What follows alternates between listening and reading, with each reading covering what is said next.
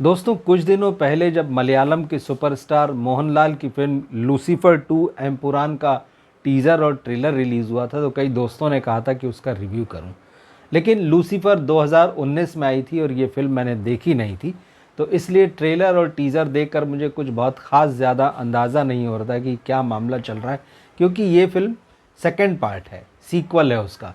तो इसलिए मैंने उस ट्रेलर का रिव्यू नहीं किया। लेकिन कल जब ये फिल्म रिलीज़ हो गई तो इसका हिंदी डब वर्जन मैंने देखा है और फिल्म देखकर मुझे लगा कि ये एक एवरेज फिल्म है। ऐसा नहीं है कि मैं मलयालम फिल्में नहीं देखता हूँ, बहुत बढ़िया बन रही हैं। पिछले दिनों मैंने ऑफिसर ऑन ड्यूटी देखी, बहुत अच्छी फिल्म थी, और उसके अलावा भी कई मलयालम फिल्में देखी हैं।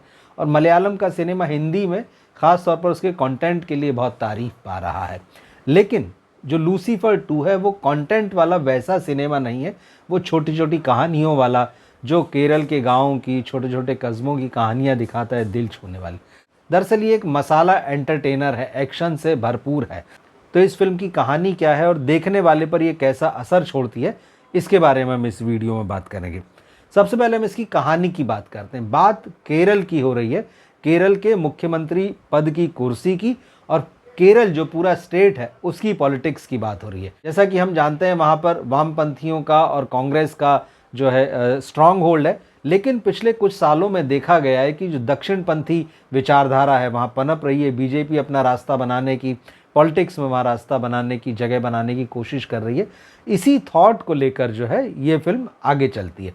तो कहानी ये है कि केरल का जो मुख्यमंत्री है जतिन रामदास, वो जिस पार्टी से आता है, जिसको कि उसके पिता ने बनाया था, वो उससे खुद को अलग कर लेता है, नई पार्टी बनाता है और मुख्यमंत्री के रूप में काम शुरू करता है। अब जतिन दास की एक सिस्टर भी है, प्रियदर्शी। प्रियदर्शी के ऊपर अब ये जिम्मेदारी है कि अपने पिता की पार्टी को लेकर आगे बढ़े। तो एक तरीके से भाई बहन में जो है क्लैश होता है। तो ये लोकल पॉलिटिक्स है, स्टेट की पॉलिटिक्स है। लेकिन इसमें नेशनल लेवल पर एंट्री होती है जब एक बाबा बजरंगी करके जो पॉलिटिशियन है, जो दिखाया गया है कि राइट विंग का लीडर है और बहुत स्ट्रांग है। कहानी जब शुरू होती है तो उसमें साल 2002 में जो बहुत फेमस दंगे हुए थे, वहाँ से रेफरेंस के साथ में कहानी शुरू होती है और वहीं पर हम बाबा बजरंगी की एंट्री देखते हैं उस वाले मामले में। तो ये दिखा रही है कहानी कि बाबा बजरंगी के सपोर्ट से जो है जतिन रामदास अपनी सरकार को चला रहा है, चलाने की कोशिश कर रहा है। उसको अगला चुनाव जीतना है वहाँ पे, और उसके सामने जो है उसकी बहन है। अब इस सारे मामले में लूसीफर की एंट्री कहाँ होती है? लूसीफर का असली नाम है कुरैशी अबराम। मोहनलाल इस रोल में आपको नजर आएंगे। फिल्म ये बताती है कि कुरैशी अबराम इंटरनेशनल लेवल पर काम कर रहा है, वो ड्रग सिंडिकेट के विरोध में है। उसके साथ साथ ये कहानी लंदन में, इराक में और अफ्रीकी देशों में जाती है, एशिया में भी रहती है। लास्ट में आते आते चाइना तक का इसमें कनेक्शन जोड़ दिया गया है। तो कुरैशी अबराम का केरल कनेक्शन है, क्योंकि वो भी जिस पार्टी की सरकार जतिन राम चला रहा है उसमें कभी कुरैशी अबराम भी था, और अचानक वो एक दिन गायब हो जाता है और अब लोगों के पास उसकी सिर्फ खबरें आ रही कि वो इंटरनेशनल लेवल पर काम कर रहा है। लेकिन यहाँ जब केरल में पॉलिटिकल उठापटक चालू होती है तो कुरैशी अबराम वापस केरल लौटता है और कैसे जो राइट विंग के पॉलिटिशियंस होते हैं उनको रोकता है वहाँ पर। बेसिकली ये आप कह सकते हैं कि एक पॉलिटिकल और एजेंडा किस्म की फिल्म है। हाल के वर्षों में हमने बॉलीवुड में भी देखा है कि एजेंडा वाली फिल्में बन रही हैं। अब बात यह है कि जब इस तरह का सिनेमा बनेगा तो जहाँ जहाँ जो पार्टियाँ सत्ता में हैं वो अपने हिसाब से सिनेमा बनवाएंगी। आप ये नहीं कह सकते कि कहानी पूरी तरह से एजेंडा ड्रिवन है, लेकिन कहीं ना कहीं वो सारी जो लोकल पॉलिटिक्स है, जो स्टेट की पॉलिटिक्स है, वो यहाँ पर आती है और नेशनल लेवल की पॉलिटिक्स के बारे में भी एक मैसेज देने की कोशिश करती है कि कैसे उस राज्य की जो बड़ी पॉलिटिकल पार्टीज हैं वो राइट विंग के लोगों को अपने यहाँ एंट्री नहीं देना चाहते हैं, वो कैसे उनको खलनायक की तरह दिखाते हैं। तो आप मान सकते हैं कि एक अलग किस्म का एजेंडा है, ये अलग किस्म की पॉलिटिक्स है। अब इसमें मसाला डाला गया। मसाला होता है ऐसी फिल्मों में रोमांस, एक्शन का तड़का, लेकिन लूसीफर 2 में रोमांस की कोई गुंजाइश नहीं है। इस लिहाज से ये फिल्म बहुत ड्राई है। इसमें फीमेल कैरेक्टर्स भी नहीं है, सिर्फ एक ही है। जैसे मैंने कहा कि प्रियदर्शी के रोल में यहाँ पर मंजू वॉरियर है और वो बहन बनी है, जो मुख्यमंत्री जो है उसकी बहन बनी है, और कोई रोमांटिक एंगल यहाँ किसी का नहीं है, कोई ट्रैक उस तरह का नहीं है। तो इस लिहाज से देखेंगे तो बहुत इमोशनल क्वोशंट भी जो है इस फिल्म का हाई नहीं है। ज़्यादातर मामले में एक्शन है और कहानी जो है ग्लोबल और लोकल दोनों लेवल पर दिखाई गई है। शूट इसको बहुत अच्छे से किया गया है। जैसे मैंने कहा, इराक का मामला है, लंदन है और भी दूसरी जगह दिखाई गई है। शूट इसको बड़े भव्य पैमाने पर किया गया, तो देखने में ये फिल्म बहुत खूबसूरत लगती है। दो लेवल पर कहानी चल रही है, क्योंकि हीरो जो है वो इंटरनेशनल लेवल पर काम कर रहा है, तो वो ड्रग डीलर्स के खिलाफ काम कर रहा है, उन्हें रोकता है कि उनका नेटवर्क नहीं बढ़ना चाहिए। वो इंटरनेशनल एजेंसीज़ की मदद भी कर रहा है। ये सारी चीज़ें चल रही। और दूसरी तरफ मामला केरल का है, तो वहाँ की लोकल पॉलिटिक्स, लोकल लोग दिखाए गए। लेकिन ये फिल्म, जैसे मैंने कहा कि मलयालम का जो कंटेंट सिनेमा होता है, जो गांव-गांव में, कस्बे-कस्बे में जाता है, छोटे-छोटे घरों में जाता है, छोटे परिवारों की कहानी कहता है, आपको लगता है कि ये आम आदमी का सिनेमा है। लूसीफर 2 के बारे में आप ये नहीं कह सकते। ये एक्शन मसाला एंटरटेनर है, तो अगर आप उस लेवल पर इस फिल्म को देखेंगे तो ज़रूर आपको पसंद आएगी। लेकिन जहाँ तक हिंदी फिल्म के दर्शकों की बात है, क्योंकि हम जिस तरह का सिनेमा बॉलीवुड में बनता देख रहे हैं, ये उससे बहुत अलग नहीं है, इसलिए इसमें ऐसी कोई अपील या ऐसी कोई बात नहीं है जो ये डब वर्जन दर्शकों को अपनी तरफ खींच सके।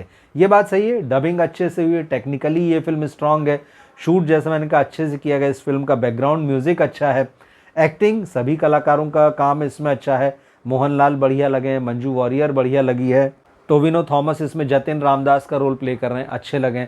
पृथ्वीराज सुकुमारन इस फिल्म के डायरेक्टर हैं और उन्होंने एक छोटा सा रोल भी इस फिल्म में किया है। वो लूसीफर के आपको राइट हैंड की तरह नज़र आते हैं।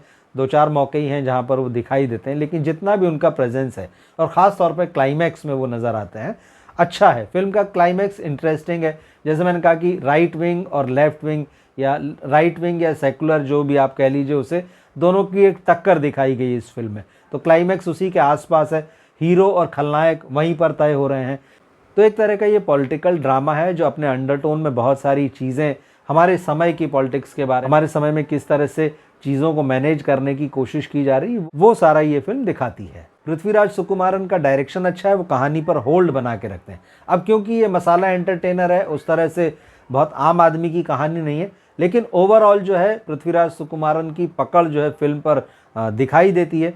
जिस तरह से उन्होंने सीन्स को क्रिएट किया है, शूट किया है, एक विजन जो है उनके पास नज़र आता है। सिनेमा पर्दे पर कैसा दिखना चाहिए वो बहुत साफ है कि डायरेक्टर उसको किस नज़रिए से देख रहा है और किस तरह से अपनी बात जो है बहुत साफगोई से कह रहा है। अब हिंदी के दर्शक के रूप में आपको जो मुश्किल आती है, क्योंकि वहाँ की जो पॉलिटिक्स है उससे सब लोग अवेयर नहीं है और बहुत सारी स्टोरीज धीरे धीरे बैकड्रॉप में भी चलती रहती। कैरेक्टर्स को जो है उनकी बैक स्टोरी क्या है वो दिखाई जाती, वो कहाँ आ रही है, जा रही है। जैसा मैंने कहा कि 2002 में कहानी शुरू होती है, फिर थोड़ा इधर उधर घूम के प्रेजेंट टाइम में आ जाती है, फिर कभी विदेश में चली जाती, फिर कभी केरल में आ जाती।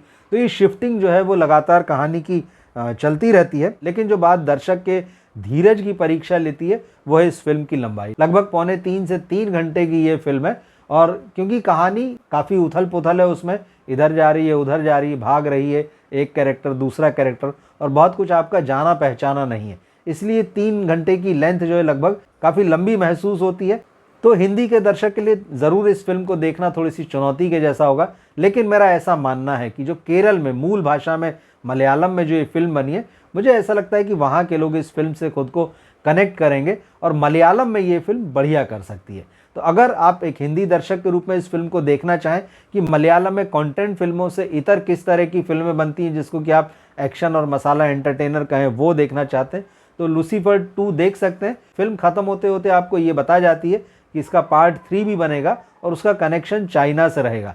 अच्छे नोट पर यह फिल्म खत्म होती है। अगर आपने ये फिल्म देखी हो तो ज़रूर कमेंट बॉक्स में लिखकर बताएं कि आपको कैसी लगी, और अगर नहीं तो ये रिव्यू आपके लिए कितना हेल्पफुल है, ज़रूर इसे नीचे कमेंट बॉक्स में दर्ज करें। मिलते हैं फिर हम अगले वीडियो में। नमस्कार।